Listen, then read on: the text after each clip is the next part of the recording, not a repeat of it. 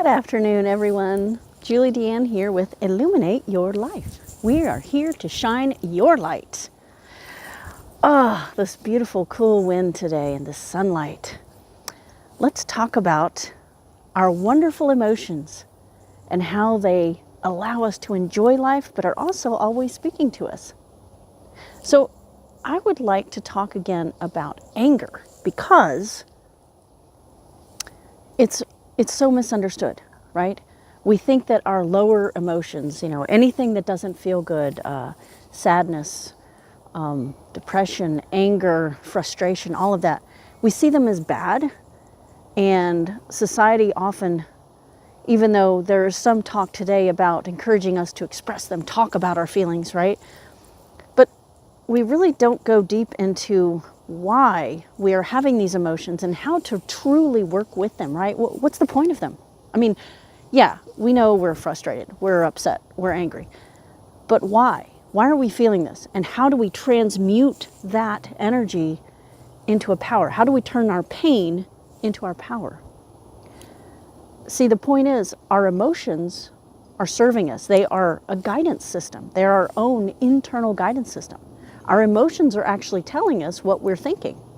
They're telling us if what we are thinking is actually serving us or it's trying to push us in a different direction so that we can change our perspective. We can shift our thoughts so that we feel better. Anger, for example, that's where you have experienced probably some frustration or some sadness or some irritation in the past, but you didn't fully address it. You didn't fully get to the heart of it to stop it. And so it kept building and building and building until you blow up. You get angry. Angry is often a sign of where a boundary has been crossed.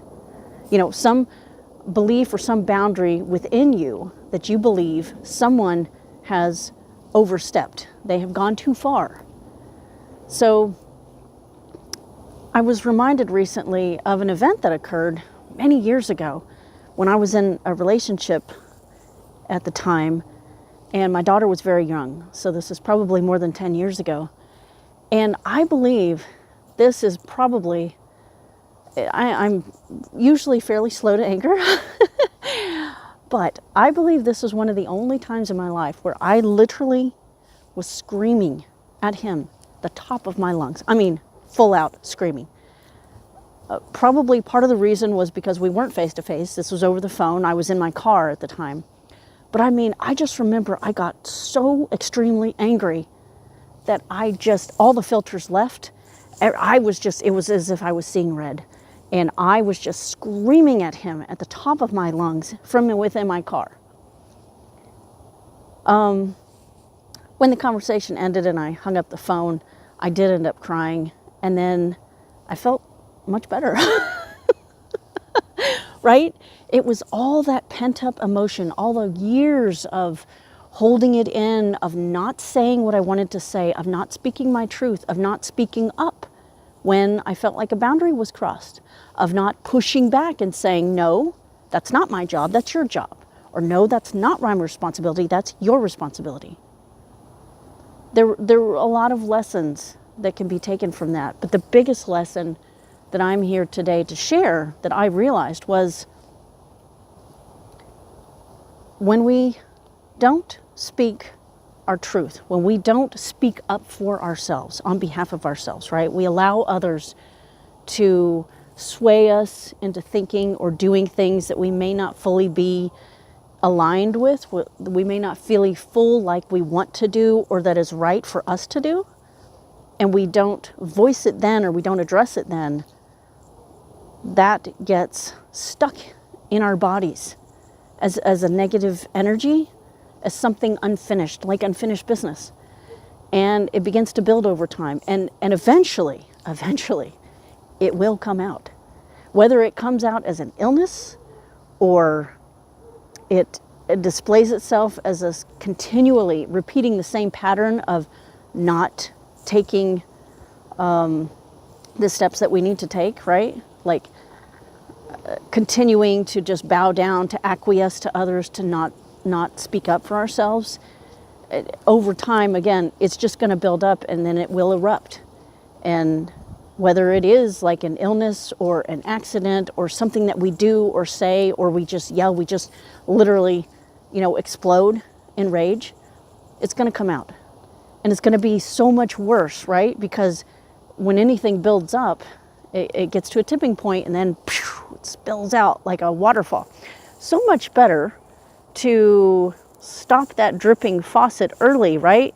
Than to try to hold it back, like putting your finger in the faucet and it just keeps running and you keep turning it up more and more and the pressure gets higher and higher, but you still got your finger there. And even though the water is getting stronger and stronger, you're not letting it come out until finally it blows your finger out of that faucet and it just comes pouring out and it drenches you and everybody else. And that's kind of what happens with anger. So if you find yourself getting angry about anything, that's a point where it's really good to think about, what are some healthy ways that I can deal with this anger so it doesn't spill out over myself and everybody else and cause just a flood of tragedy or, of chaos, right? Or a fire that just burns up everything. There are lots of practices that we can do to relieve the anger and then take steps to address that issue. That's the most important thing, right? It's not just about feeling the emotions in your body and allowing them to flow through you and express them out in a healthy way, through journaling, through screaming in your pillow, through working out, through yelling. You could do what I'm doing. You could record yourself yelling or talking to that person or the thing that you just really hate, and then you watch it later. You watch it afterwards. I guarantee you are going to change your perspective. You're going to feel better. You're going to see and hear what it sounds like and looks like. And that's going to give you guidance and information that you can use to then say, okay, how do I want to express this so that I can change the situation? How do I want to change it? And this is really powerful. The same with writing. You can write a letter and then read it to yourself later, take the lessons, and then burn that letter. So you never have to show it to the other person. You never have to express it out to anybody to see it. The point is, this is all about you. This is all about you growing and learning and becoming the next best version of yourself. That's what we're really all here to do, because when we become the next best version of ourselves, we are able to give that out into the world, to shine and show up as the next best version of ourselves. And this improves everyone around us. It's an energy. It's a state of being that we embody. And that is affecting your surroundings in your life and everyone that you come across in your life. It affects how you engage with other people, how you deal with things. And that has a ripple effect. So that's why it's so important to understand that our emotions are our guidance system. And they're guiding us to choose better thoughts in any given moment, which we always have the power to do. So, I ask yourself, where is it that you are finding yourself getting angry? Or what is it that makes you angry? Face it head on. If you aren't facing it, fear is running the show. And we're going to drop that. You won't get anywhere with fear, except more fear. So if you're ready to stop the fear, false evidence appearing real, I say fear, face everything and rise. Face it head on. Ask yourself, what is the fear here? What is it making me angry? Why is it making me angry? And what is the fear underlying it? That I'm not being seen, that I'm not being heard, that I'm invisible, people aren't paying attention to me and what I'm doing. Just had some papers fall. And what am I going to do about it? Am I ready to stop this here and now? Am I ready to change? And then take steps to do so. And reach out. Hey, let's have a conversation, or drop a comment below.